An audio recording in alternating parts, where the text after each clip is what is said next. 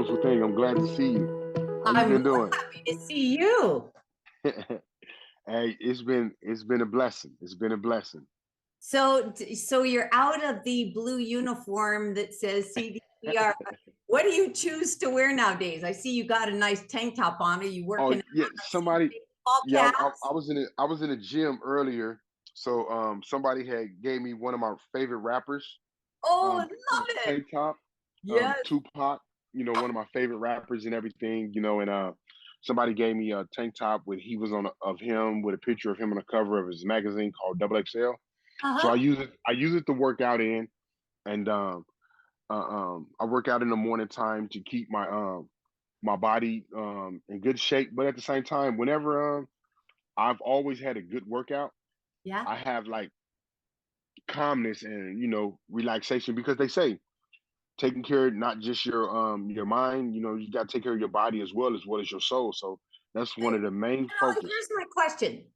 Yeah. When you are locked in a cell, there's a Uh-huh. routine.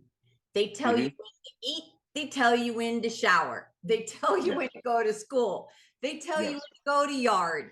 And you don't, I would imagine you develop discipline simply because it's put onto you. But when you Yeah. get out, there's a whole different ball game. The phone starts ringing, it can't get to the gym. Yes. How, Yes. how do you stay committed to, like you said, working out makes you calm, it works on your soul. How Hmm. on earth can you stay committed to the discipline that you learned in an 8-foot cell? That's the key, because that discipline is one of the things that set you free. And now you're out here in the Wild West. The Yeah. world is crazy. Now, Talk to me about that. don't get me wrong. Trying to keep that discipline is tough. It's very tough and it's hard. And at times I find myself not having meals because I'm trying to accomplish my goals throughout the day.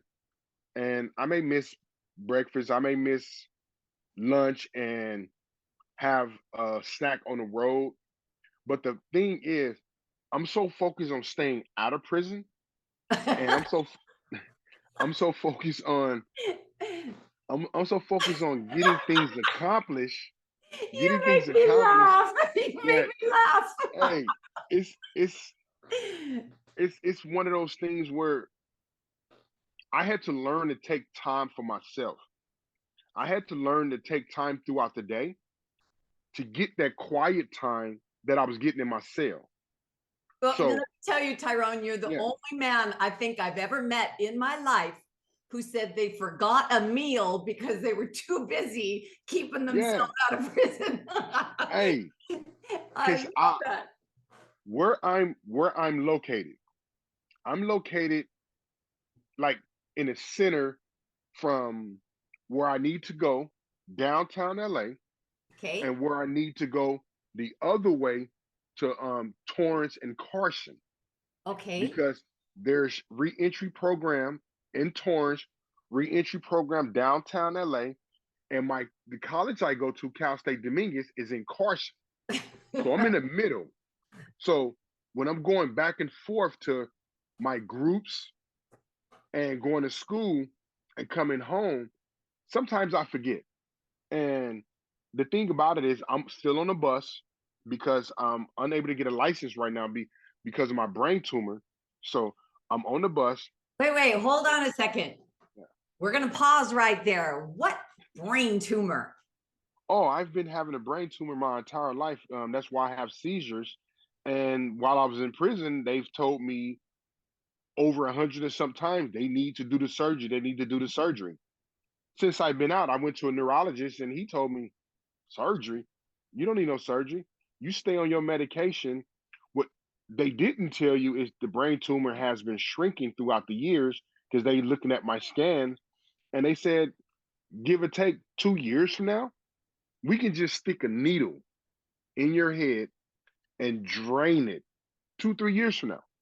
And you'll be okay. You won't be having seizures anymore. But I haven't had a seizure in 3 years.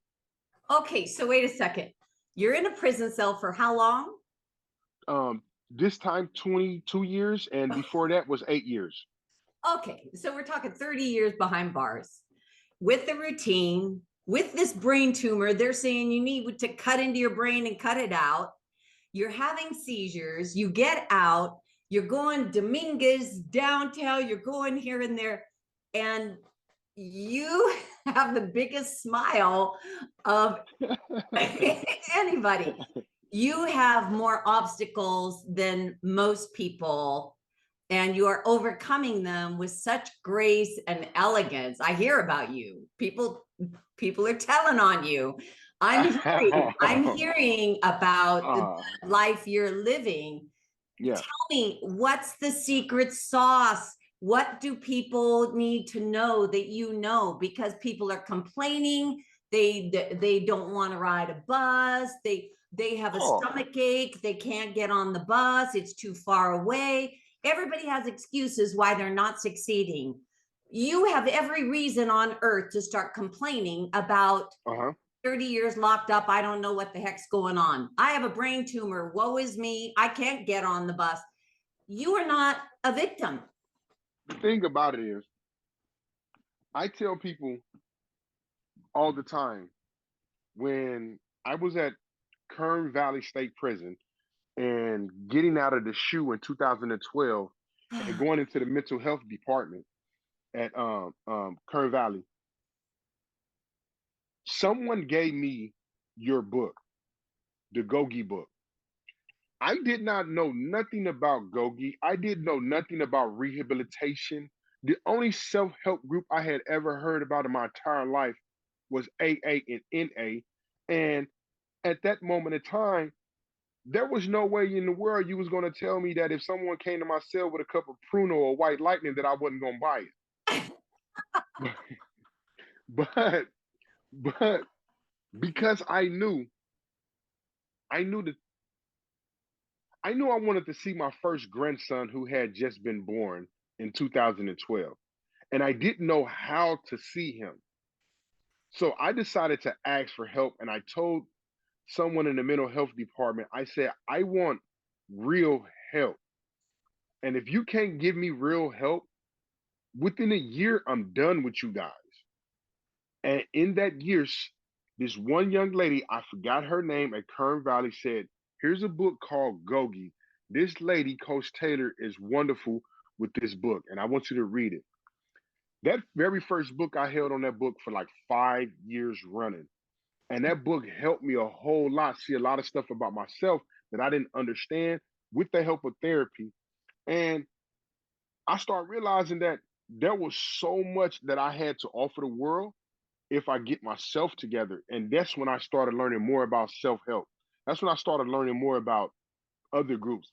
But it was that very first GOGI book that I received in 2013 at Kern Valley State Prison that gave me a path and helped me understand myself. And everything that I learned in that book just kept reinforcing this thought in me of saying, you can do better. You have a journey, you have something to give. But get yourself together and you're gonna be okay. And when I got over all those childhood issues that I just felt was holding me back, didn't know was holding me back for one. I didn't know it was holding me back. I didn't know this immersion that I had put myself into, that poor me, why me, my family this, my family that. I started educating myself, reading and learning a whole lot of stuff about psychology and philosophy and things that have to do with emotional trauma that people hold on to. Oh yeah, it was at that point you couldn't take this smile off my face. You know what I'm saying? You couldn't. You couldn't. And there was no way I was going to let someone stop me from getting to where I'm at right now. I've been out 6 months. February actually February 12th to be 7 months. After receiving those two life sentences, there was I never thought I was coming home. And that's why I love that smile. And you sent me some pictures of you with your yeah, family. I don't think I saw the picture of you and that grandson of yours. He was the motivation. He my was. my very first grandson, I'm gonna send you a picture of him. Here's the thing about that. My son did not believe that he was biologically his. And my son went several years without any type of communication after the first year. it eats me up inside, and I'm just now working through the issues that are the guilt that I have over abandoning my son when my son was several months old. And here it is, 32 years later. Me and my son has a relationship, and I have a relationship with all my grandkids. But he didn't have a relationship with his first son. And I told him, don't live in that regret.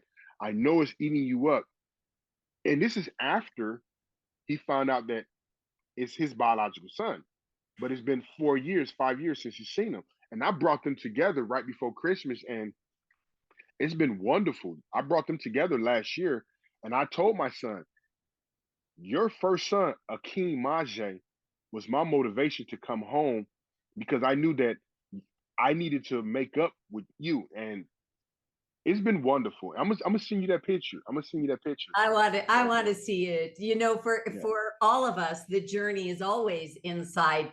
You know, when I wrote that book and the many that followed, and I asked for Yeah. contributions from incarcerated individuals, it always was that the solution is inside the individual. So I'm Yes. so happy you got that, because there is no other solution. I mean, it's nice to have God on our side. It's nice to have Hmm. Allah on our side, or the Hindu gods on our side. It's nice to have something bigger than us.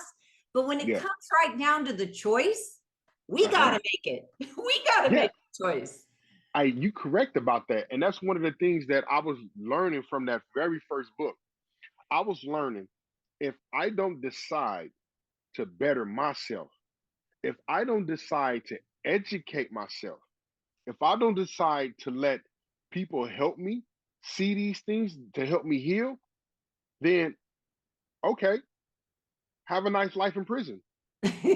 Continue, continue to enjoy the little small crumbs of what you call freedom and be comfortable. Don't complain about being in prison. Don't complain about a cell search. Don't complain about not getting program in no yard, because you're the one that decided not to work on yourself. And now I sit here in this small room, bigger than that cell, in Not much trans, bigger. Not not much much bigger. bigger. Look, let me show you. It's not much bigger.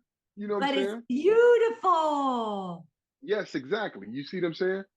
You know, I it ain't see much bigger. baseball caps on the Yes. mirror. Do you just You sit there know, and work out and lift your arms up and look at those arms? Is that what you now do in I the go morning? now I go in the garage. There's there's a there's a mirror in the garage. I go in the garage, get And on you the weight, flex it. real bench, real weights, treadmill and everything, and I enjoy myself. But the thing about being here is that, let me show you something. Just pay attention. I'm paying attention. You got all my attention here. I I just I just opened this door. I, I just walked outside my room. I'm in a hallway. when that when that door is locked, when that door locked, it's because I locked it. And that's one of the most important things about being out here right now, There, don't get me wrong. The greatest joy that I have since getting out is spending time with my grandkids. This right here is my oldest granddaughter, Oh, she's beautiful. She looks so happy. and She's she made me this. beautiful. She said, Granddad, I want you to put this in your room. She said, every single time you think about doing something wrong, you look at that picture and you ask yourself, do you want to hurt me? I start crying. Oh I my started God. crying. She, Yes. she just turned 10 January 28th. She just turned 10. And I bought her a gang of beads and things like that. And, Uh-huh. she made me this bracelet right here that says Tyrone. You know, she made me a keychain bracelet, like to put this bracelet right here on my keychain and things. And Beautiful. she said, whenever you think about doing something wrong, ask yourself, do you want to hurt me? And if you don't want to hurt me, that means you don't want to hurt my big brother, her big brother, which is my very first grandson, Akeem Ajay. And she said, then you don't want to hurt Leilani or Akeem Jr. She said, think about these things and focus on that because we love you with all our heart and we never want you to go back to jail. And she said to me, she said, as long as we doing good in school and being good kids, then you do good in college. You get a degree for us. Be the first one to get a degree. And I'm looking at her, I'm like, hey Viana, can I ask you a question? She said, yeah. I said, where did you learn all that stuff from? Are you talking to me like you talking to me like my parole agent, like my counselor or something, but you showing love with it. She was like, I don't know.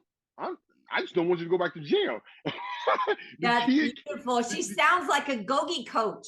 the kid came back. The kid came for a minute, she was like deep in zone. Yeah. And that's my greatest joy about being out. Being able to spend time with the grandkids, being able to spend time with my nieces and nephews, Yeah. being able to um the weekend before Valentine's Day, I'm going to Vegas to spend some time with them. The weekend after Valentine's Day, I'm going to Vegas to spend some time with them again. And that's one of my greatest joys. My greatest joy about being out is being able to show this fourth generation Yeah. what can happen. Because I'm like this. To me, I consider myself the second generation of my family, which I'm really not. I'm the third generation, and there's two generations after me. But now it's the people that's 11 and under didn't get the don't didn't get to see Yeah. what I know now, and I'm trying to show them that. I'm trying to show them that. I'm trying to show them like, look, y'all moms, y'all dads, they had some struggles and things like that, but they never been in prison like that, and they're working hard. They may not have gotten their degrees and high school diplomas, but they're watching me now and they're going to do these things.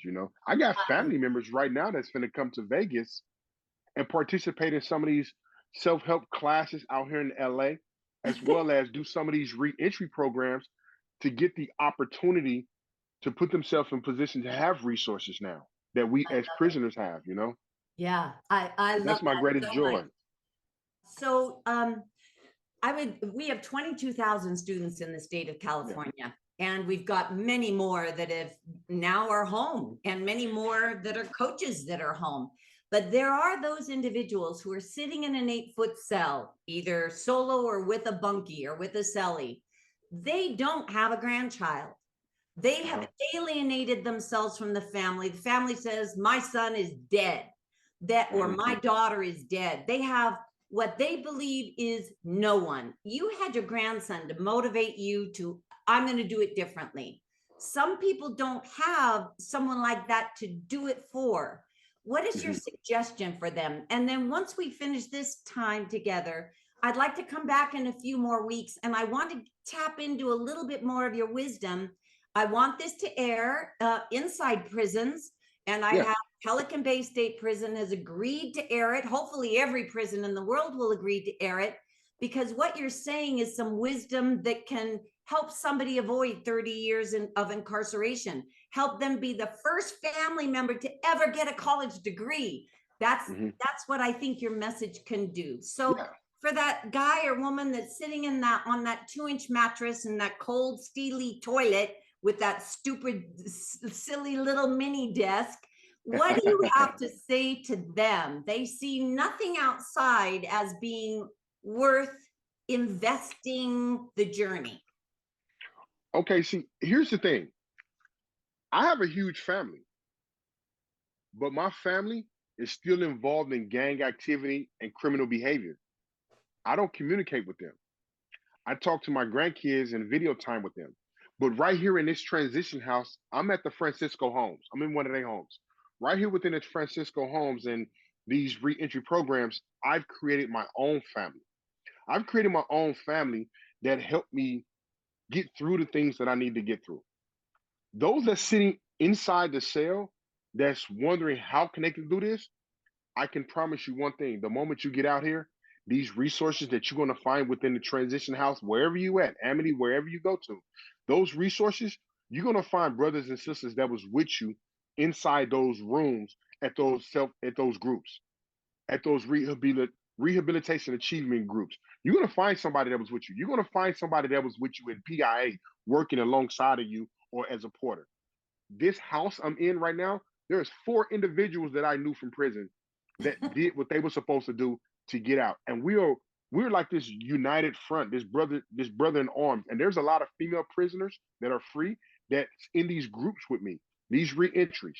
I'm part of Scholars United at Cal State Dominguez, and we're all formerly incarcerated. It's a lot of women there that are getting their stuff together and building a career. So a choice. Again, we come back to choice. When I was inside that cell, I didn't have contact with my grandson. I just knew he existed. I didn't have contact with my son, but I knew he had a. I at the time, I illegally had a cell phone, and I was seeing on Facebook, and I seen it. I didn't have a Facebook page or nothing like that, so that's how I knew that he existed.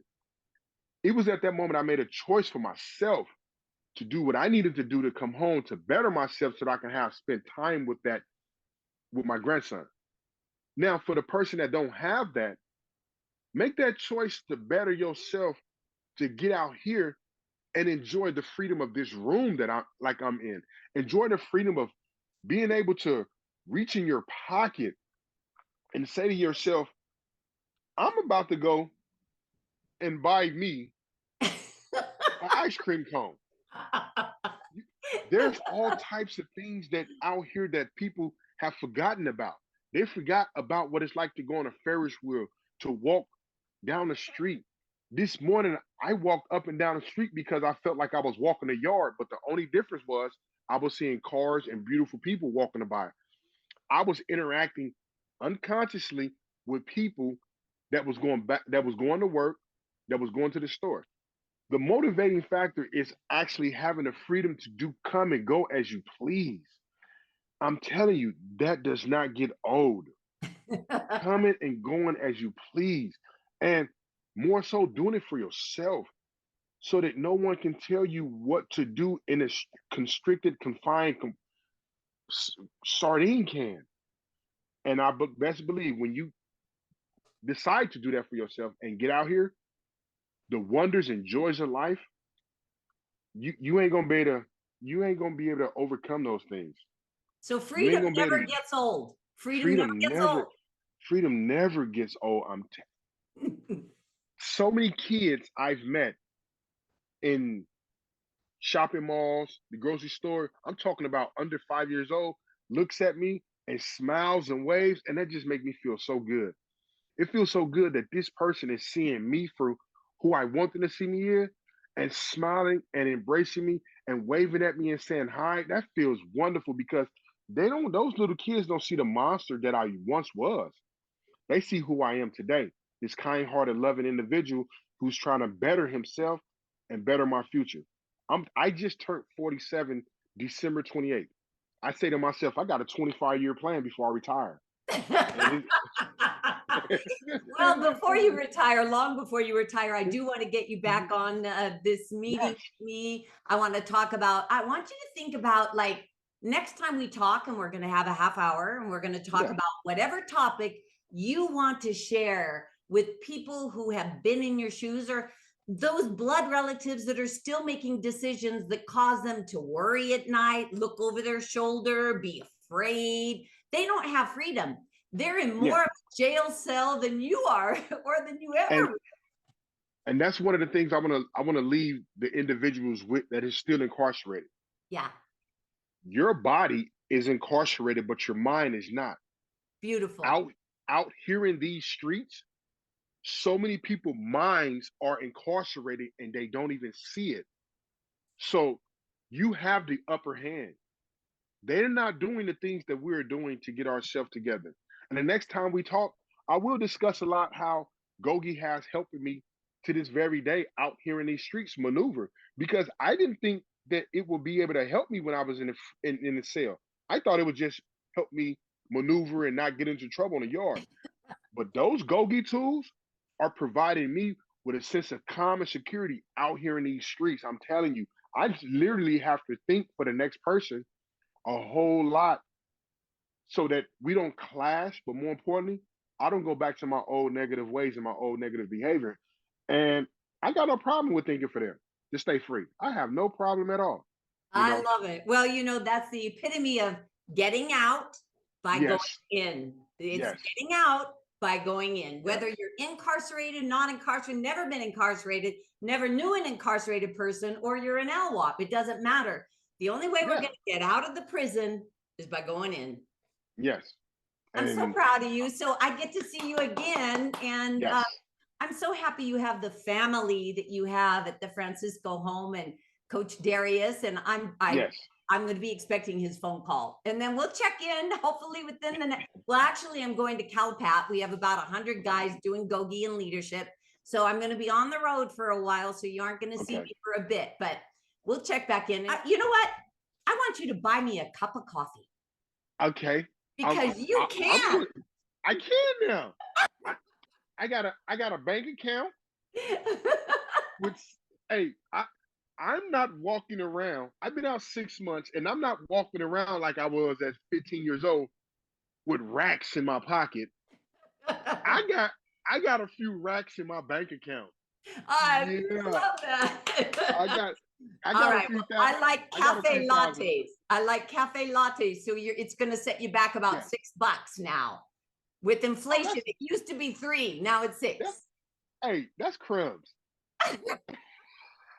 All right. Till then, I'm going to see you later. uh, Keep smiling, dear. You're doing a great job. I love you, Coach Taylor. Thank you I for love you everything. more, dear. You make my work really worthwhile. All the volunteerism that I do is just I just feel so rewarded for my life when I hear someone like you who is inspiring future generations to go to college instead of go to an 8-foot cell. It's great.